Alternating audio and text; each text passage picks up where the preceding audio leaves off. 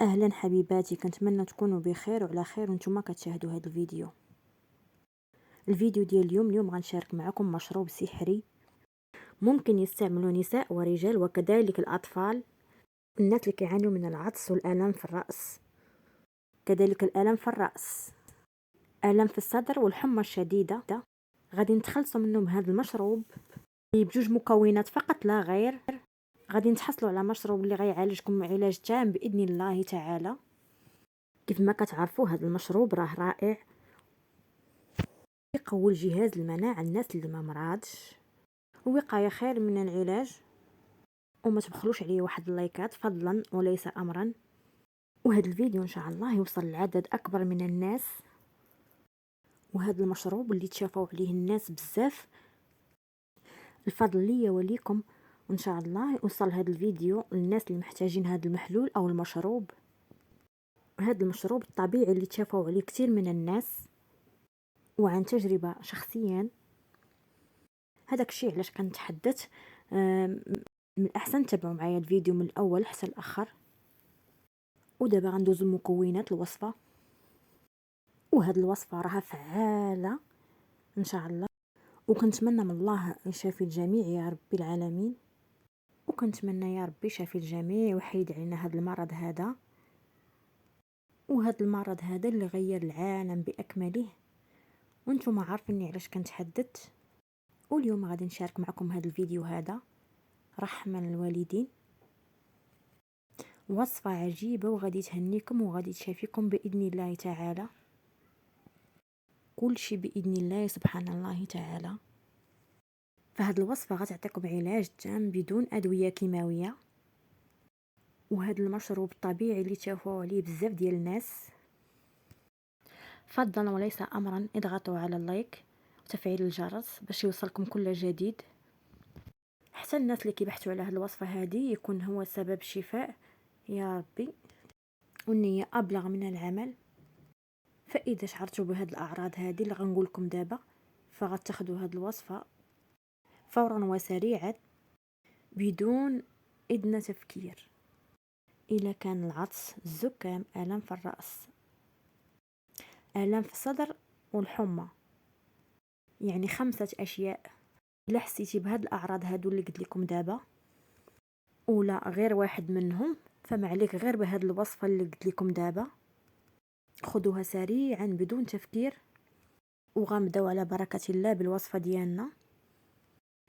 القرنفل، فكنطحنوا القرنفل، فطحناه مع الحامض او الليمون. فهاد الوصفة غادي تهنيكم وغادي تعطيكم الشفاء العاجل بدون أدوية بدون مشاكل إن شاء الله. وأنا كنفضل الليمون يكون خضر أو الحامض، فهو عنده فوائد عديدة جدا بالنسبة للناس اللي كيعانيوا من الجهاز التنفسي. أحسن حل هو هاد الحامض الأخضر أو الليمون الأخضر. كيف ما كتشوفوا عندي 2 ليمونات متوسطة الحجم، الحامض أو الليمون. وهنا عندي القرنفل أو المسمار، فهو رائع جدا للمشاكل الجهاز التنفسي. الناس اللي عندهم ضيق التنفس واللي عندهم هذا المرض هذا، اللي ما نقدرش نقول الاسم ديالو، الا قلت الاسم ديالو غيتوقف ليا الفيديو. اكيد غتكونوا عارفينه، اللي غير لنا العالم باكمله واللي كنعانيو منه لحد الان. والناس اللي تصابوا منه، فهاد الوصفة عجيبة عجيبة جدا. الناس اللي كيعانيو بهذا المرض هذا، ما عليكم غير بهذه الوصفة هذه. كيف ما كتشوفوا القرنفل او المسمار، فكنشدوه كنطحنوه وكنستعملوا بهذه الطريقه هذه كيف ما كتشوفوا. وغادي نجيب واحد الكأس اللي غيكون فيه الماء ساخن. انتما كتشوفوا هذا الماء فيه الماء ساخن او مغلي. اول حاجه غادي ناخذ الليمون،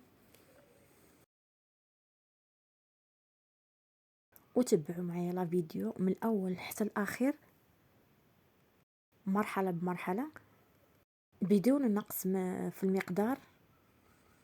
وهذا المقدار اللي غنعطيكم ما تزيدوا فيه حتى حاجه وما تنقصوا فيه حتى حاجه، لان اي حاجه كتزاد على الحد ديالها كتنقلب على ضدها.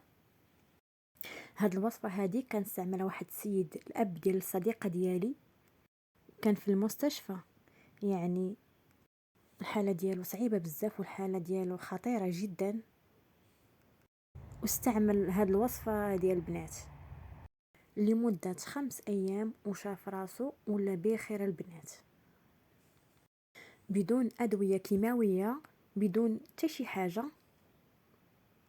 ولا الحمد لله بخير واسترجع الصحه ديالو. وعقبال ان شاء الله لجميع الناس اللي كيتفرجوا فيا في هذا الفيديو هذا،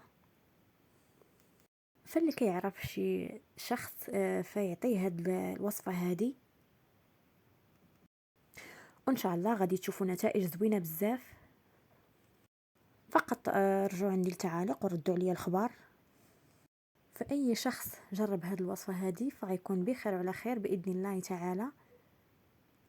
فقط فاش كنعملوا الوصفه فكنحطوا ليمونه كامله او نص كاس ولا نص ليمونه في هذا الماء المغلي، الماء الساخن على هذا الشكل كيف ما كتشوفوا. كيف ما شفتوا معايا اللون ديال الماء كيتبدل تماما مع الحامض. فخدينا معلقه صغيره من القرنفل المطحون او المسمار كيف ما كتعرفوا، وغادي نخلطوا المكونات مزيان كيف ما كتعرفوا. وبالنسبه للناس اللي عندهم دراري صغار او الاطفال فقط استعملوا نص معلقه فقط، راس معلقه قرنفل مطحون. الا كان شي حد بالغ وكبير فيستعمل معلقه ديال القرنفل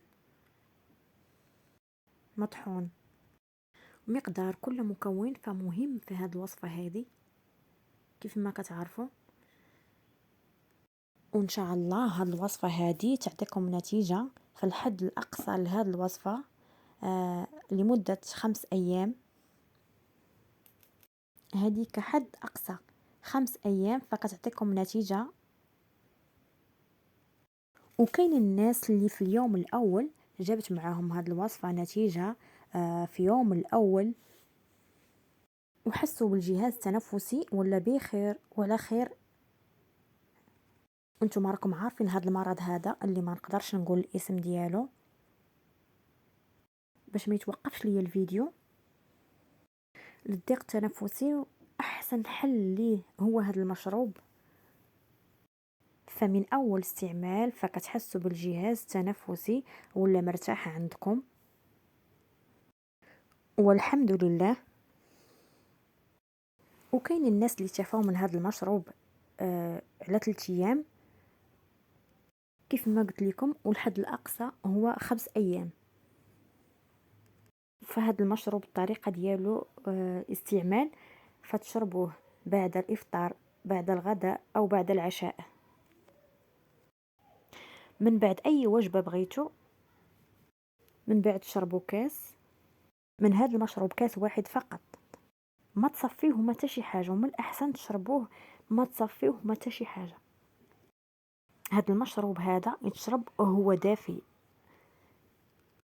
باش يعطينا فوائد زوينه بزاف الجسم ديالنا. وكنتمنى ما تنسونيش واحد اللايك